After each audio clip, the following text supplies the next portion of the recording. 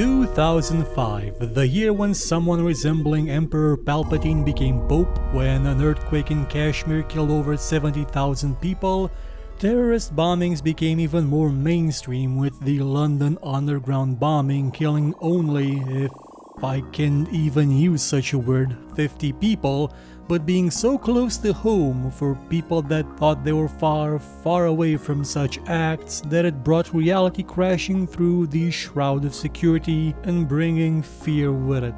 Not just from terrorism. 2005 brought a lot of fear from the avian flu as it started to spread more and more throughout the world. You'd often see avian flu checkpoints where they would disinfect your car with what turned out to later be laundry detergent that wasn't really made for avian flu, but somebody got money for it, so that was our government back in 2005. And of course, there was Hurricane Katrina, the first of many in the next few years for North America, leading to thousands of dead and billions of dollars in damages. And speaking of disasters, in 2005, Romania was accepted into the European Union, bringing much fear to some members of the Union that this poor, dirty country would be the downfall of it all. Turns out we weren't. You had the power all along. Two big shifts in technology happened this year. One of them was IBM quitting commercial computing. The company that basically invented the modern personal computer with the IBM 5150 had now dropped out completely. Big Blue is still around and it's sold its PC component to Lenovo, but it is doing its own thing. It's AI research, it's enterprise computing segment, but nothing for the average person. The other important thing, which may or may not be also a disaster depending on your view of the world, is the reason why this video is here right now. YouTube. The service started in 2005 and quickly became the most popular video hosting solution on the web. It would bring people together, tear them apart, make them laugh, cry, feel, cheer, and then sell them out to the established media conglomerates. But it would still be quite some time before that happened. At least 3 years. A new console generation began in 2005 with the release of the Xbox 360. A notable improvement over its predecessor, one that would have a year to itself on the market. That head start would be quite beneficial to Microsoft and their new console, since Sony was resting on its laurels, only now announcing a new console. After all, the PlayStation 2 was still selling more units than anything before it, and it was still receiving games that were constantly pushing the boundaries of what the hardware was capable of, like God of War, a spectacle fighter in the vein of Devil May Cry, but with more of an emphasis on quick-time events and intentional tragedy and its storytelling, not just the comedic tragedy of the acting. Though if you did want tragedy, you had Shadow of the Colossus, the game that people will constantly point towards when they want to say that games are art. They're not wrong, but they all are. That's how art works. Shadow of the Colossus stood out because of its great art style and idea of fighting gigantic creatures not just by swinging a sword randomly at them or quick-time eventing yourself until they're beheaded, but by climbing on top of them and solving a puzzle to figure out how to actually kill them. It was what you would call an experimental video game in a way.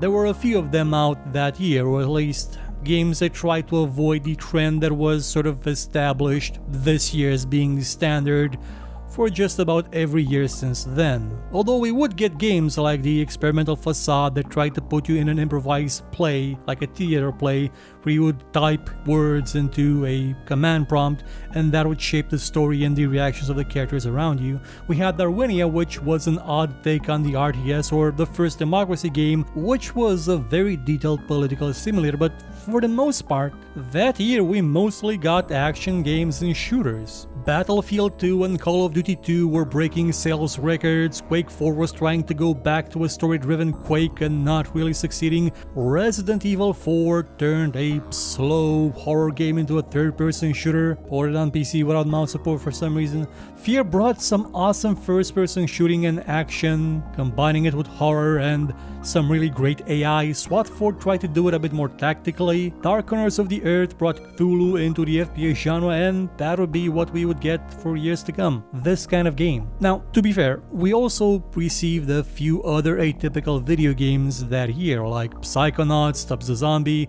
or Myst 5 End of Ages, the last in the series.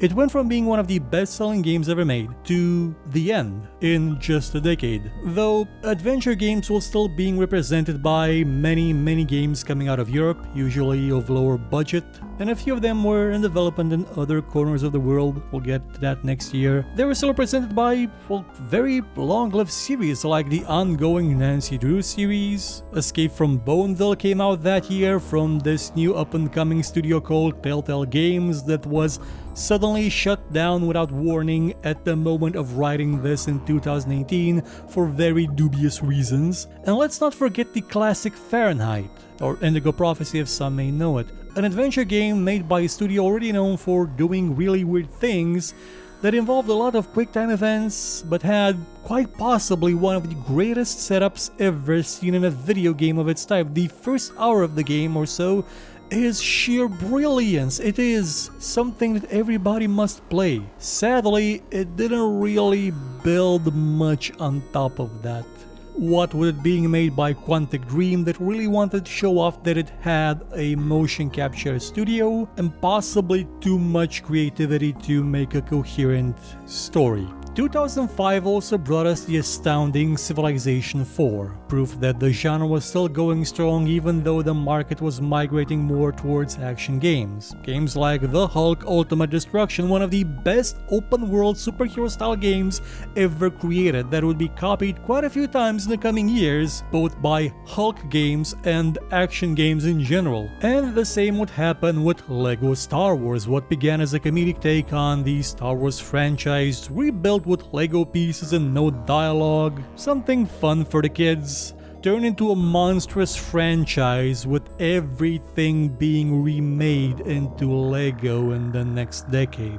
The MMO genre also expanded heavily in the wake of World of Warcraft becoming a bigger success than anyone would have ever believed possible. Guild Wars, for example, brought a different take on the genre with its limited skill selection emphasizing finding a right build for each situation and allowing a very limited number of people to actually collaborate in resolving this world's problems. And you also had The Matrix Online that tried to continue the story of the movies, expanding it with what was actually supposed to be in the movies initially before they went all weird and not all that great. It's probably worth mentioning X3 Reunion as well, since it was that year's best looking video game in spite of the lack of a cockpit for each and every ship. And there were quite a few racing games as well. For example, EA Black Box made a boring as hell racing game that coincidentally had the most fun cop chases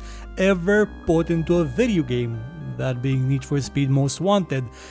And there was, well, this wasn't specifically a racing game, it went more towards GTA. No, not True Crime New York. I'm talking about a game that would have been released in 2005 had it not been rushed simply to be able to compete with Grand Theft Auto San Andreas and failing miserably. That was Driver 3, one of the first games to put a number instead of a letter in its name just so it would sound cool. I made the mistake of omitting it in the previous show, since 2004 was a big year for good reasons, but this game is emblematic of something that was also becoming a trend for video games. Scandal. Non-stop scandal, and not just the average scandal of, oh, the video games encourage Satan worship, but the other kinds of scandal. In the case of Driver 3, it was a total betrayal of even the pretense of integrity on the part of some of the gaming media, and especially on the part of the company that was then wearing the name Atari, previously Infogrames. And while to some degree it was always true that some reviews were always biased and simply made as ads for a game, some magazines existed solely as ads for those games, the degree to which the media publisher, called Future went to hide its actions, the astroturfing done by paid marketers to bombard message boards with attempt to disseminate lies, to dismiss criticism and hide the truth were unprecedented. It was one of the reasons why the gaming media doesn't really have a good reputation, and it set a really dangerous precedent. As for this year's scandal, we had hot coffee. Remnants of a removed intercourse minigame were discovered in GTA San Andreas and modded back in by the community, leading to much outrage from the media, from the pearl clutchers, from the opportunistic lawyers,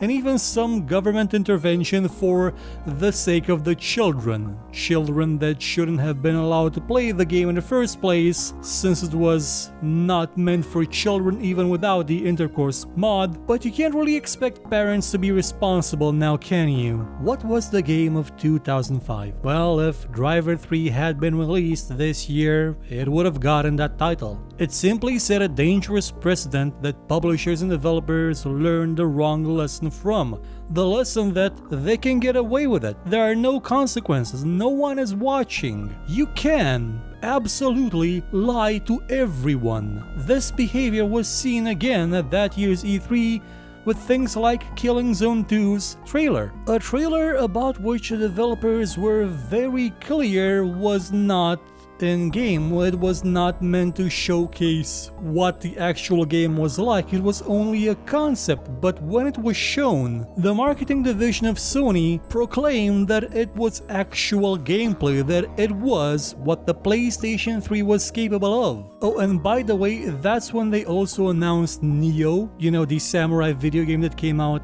quite recently. Only then the main character did not look like Geralt of Rivia, because The Witcher 3 had not yet been released. But the game that really best fit this year was none other than Guitar Hero. A simple concept, a game where you pick up a plastic guitar and pretend you're playing a song. It's like lip syncing, but with the controller. It's like Dance Dance Revolution, but without the exercise, like Konami's Guitar Freaks, but half a decade later and, well, better looking, better sounding, with more spectacle to it. Now you may call this a farce, and well, we're getting sort of into that trend of nothing being all that tangible, material, earnest. Everything was fake, everything was kitsch in the media and reality. We just invaded a country with no reason. Romania was part of that. We had torture black sites in our country. They were everywhere. Human rights, what's that? No reason, nothing to be worried about. Avian flu is gonna kill us all, bombing stairs, everything's gonna kill. Let's just pretend. Let's play pretend and elect Bush again, I don't know. It was a very shallow form of escapism that became an overnight sensation, generating $1 billion within 2 years and introducing a new genre to the mainstream, the music rhythm genre, one that created a mini industry around itself with peripherals, competitions, and becoming the new hot thing. So hot that Activision bought out the original publisher Red Octane and started pumping these games out like clockwork, effectively killing the genre within just half a decade, which coincidentally was around the time people started to sort of get upset about what was happening. But for now, everyone could get a plastic guitar and pretend they knew how to play guitar. I know what you may say, that video games themselves are all about pretending, but at least in most of them you do at least try and do something. But with Guitar Hero, it became mostly about the spectacle, about going through the motions. And although it did require some skill to actually achieve something in it, it wasn't the same as actually playing a guitar. And with time that would translate into not actually being able to play a game, for something cool and awesome to happen on screen. All it would take would be the push of a button when the game told you to push the button. No creativity, no freedom of expression, no freedom of movement, just a simple, rigid, uncreative system that yielded visually beautiful results and left you feeling hollow and empty if you actually remember the time when you would be playing the games, not the games playing you. But more about that in a few weeks. And with that, we close off the year 2005. Come back next time when the console war heats up. Goodbye.